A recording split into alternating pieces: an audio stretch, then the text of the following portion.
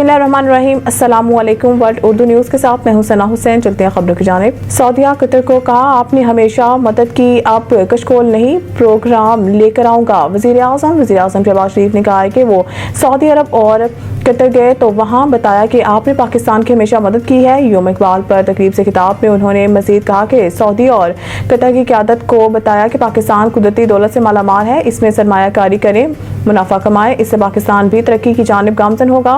वज़ीर आज़म का कहना था कि वो ये पैगाम हर जगह जाकर देते हैं, ये सिर्फ लफाजी नहीं है, हम सब मिलकर ये करेंगे और पाकिस्तान को अजीम बनाएंगे।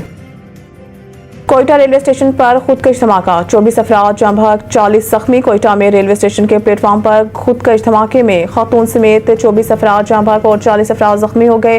रेलवे हुकाम के मुताबिक जाफर एक्सप्रेस ने 9 बजे पेशावर के लिए रवाना होना था। ट्रेन अभी तक प्लेटफार्म पर नहीं लगी थी कि धमाका हो गया। धमाका रेलवे स्टेशन पर टिकट घर के करीब हुआ। कमिश्नर कोयटा मोहम्मद हमजा शफकात ने तस्दीक की है कि रेलवे स्टेशन पर धमाका खुदकश था। खुदकश बमबार सामान के साथ रेलवे स्टेशन में दाखिल हुआ। ऐसे किसी शख्स को रोकना मुश्किल होता है जो खुदकश हमले के लिए आए। दूसरी जानिब सिविल अस्पताल कोयटा के डॉक्टर नूरुल्लाह के मुताबिक अस्पताल में इमरजेंसी नाफिज कर दी गई है। तिब्बी इमदाद के लिए इजाफी डॉक्टर्स और अमला तलब कर लिया गया है। बिजली काउंटर पैकेज 3 माह के लिए कामयाबी मिली तो मजीद तोसी करेंगे। वज़ीर तवानाई एक बयान में अवैस तकारी ने कहा है कि हमारा मकसद इजाफी बिजली को कैपेसिटी पेमेंट का बोझ डाले बगैर सार्फिन को देना है। हम चाहते हैं कि सस्ती बिजली के जरिए इंडस्ट्री के प्रोडक्शन शुरू हो। उन्होंने कहा है कि हमारा प्रोग्राम था हर साल 31 अक्टूबर से 1 मार्च तक ऐसे काबिल अमल करें। अगर इन 3 माह का अच्छा नतीजा आया तो हम इसको आइंदा 5 साल के लिए फीचर बनाएंगे। वाज़ेह रहे कि बिजली सार्फिन के लिए बिजली सहूलत पैकेज का ऐलान किया गया है जो दिसंबर 2024 था फरवरी 2025 तक नाफिज अमल होगा। पावर डिवीजन के एलामिये के मुताबिक बिजली के फी यूनिट पर 26 रुपए तक रिलीफ दिया जाएगा। गुज़िश्ता साल के मुकाबले इजाफी बिजली के इस्तेमाल पर रिलीफ मिलेगा।